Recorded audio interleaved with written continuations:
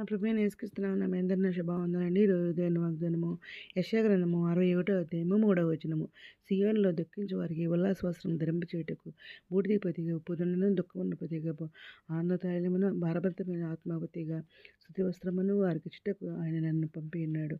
యెహోవా తనను మహిమపరచుకున్నట్లు నీతి అయిన మస్తకి వృక్షములనియు యెహోవా నాటిన చెట్లనియు వారికి పేరు పెట్టబడును అనే వాగ్దానం ఇచ్చిన పరిశుద్ధాత్ముడు తెలిసి ప్రార్థన చేసే స్థితి చెల్లించి మళ్ళీ ప్రార్థన చేస్తే ఉన్నప్పుడు దేవుడి వాగ్దానం చూపించారండి. వెంటనే చూడండి ఇక్కడ మరి మనం ఉదయకాలం మధ్యకాలం సాయంత్రకాలం అర్ధరాత్రి ప్రార్థన చేస్తున్నాం, హృదయాగం చేస్తున్నాం. బైబిల్ ఇది పూర్తి రాసిన దేవుని కృపలను ఉపాసపత్రం చేస్తున్నాం, బైబిల్ ధ్యానిస్తున్నాం. కాబట్టి దేవుడు మరి సేనలు దుఃఖించు ఉల్లాసం సుందరం చేయటకు మరి మనకి ఆనందతైలాన్ని ఇస్తానన్నారు, శృతి వస్త్రాన్ని ఇస్తాను, దుఃఖాన్ని బదులు ఇంకా ఆయన మహింపరుచుకున్నట్లు మనం నీతి మస్తకి వృక్షములనియు నీతి అను మస్తకి వృక్షములనియు యెహోవా చెట్లని వారికి పేరు పెట్టుకోండి అని అంటున్నారు. ఇక్కడ 61 ఫస్ట్ వచ్చిన చూస్తే ప్రభు యెహోవా ఆత్మ నా మీదకి వచ్చి ఉన్నది, దీనులకు స్వర్తమానం ప్రకటించుట మరి యెహోవా నన్ను అభిషేకించిన అంటున్నారు.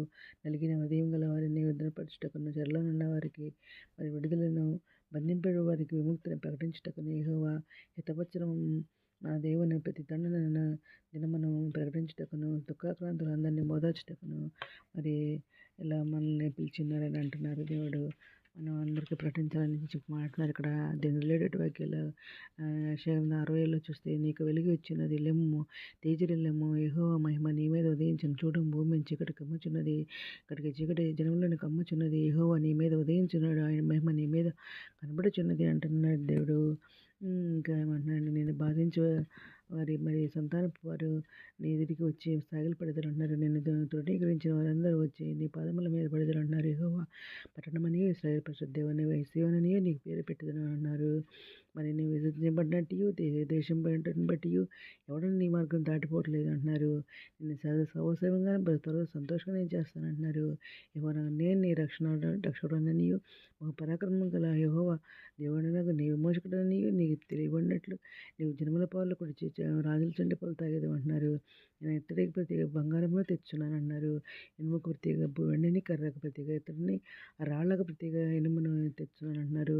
సమాధానం నీకు అధికారులుగాను మరి నీతిని నీకు విచారణకర్తలుగా నియమించును అంటున్నారు. ఇక్కడ నీ దేశమున బలత్కరమైన మాట వినపడదు అంటున్నారు. నీ సరిహద్దుల్లో పాడు అనే మాట కానీ నాశనమైన మాట కానీ వినపడదు అంటున్నారు. రక్షణ నీకు ప్రాకారములనియు ప్రఖ్యాతి నీ గుమ్మంలనియు నీవు చెప్పుకుందు అంటున్నారు. ఇక మీద పగలు సూర్యుని ప్రకాశం నీకు మరి వెలుగ్గా మరి ఉండదు అంటున్నారు. నీకు వెలుగిచ్చుటకు చంద్రుడు ఇకను ప్రకాశింపడు, యెహోవా నీకు నిత్యమైన వెలుగు అని అన్నారు.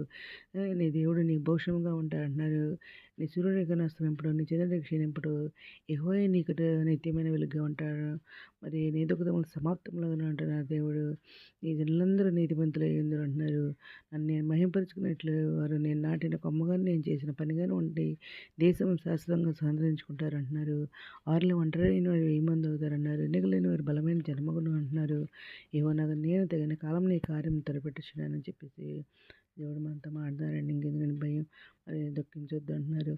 మరి దుఃఖంలో ఉన్నవారు ఉల్లాస వస్త్రం నేను ధరింపచేస్తాను, రక్షణ వస్త్రాన్ని నేను ధరింపచేస్తాను, భయపడద్దు సంతోష వస్త్రాన్ని ధరిస్తావు, సంతోషమైన ఆవరణం ధరిస్తావు అని చెప్పేసి ఏదైనా మాట్లాడుతున్నమాట దేవుడు. ఇంకెందుకంటే భయం మంచి చెల్లించుకుంటే రోజు మనం ప్రార్థన చేసుకున్నాం.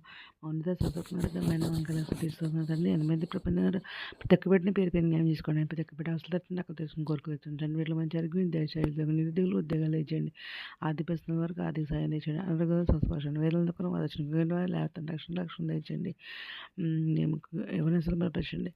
మీతో రాని మీరు ఇచ్చడానికి మీ అందరూ చదువుకుంటే కృప చూపని ఏత పిల్లలు ఉండే బాగా తెచ్చమని మా ప్రభు పేరు యేసుక్రీస్తు పరిశుద్ధమైన అడిగి వీడుకుంటూ ప్రార్థిస్తున్నాం తండ్రి.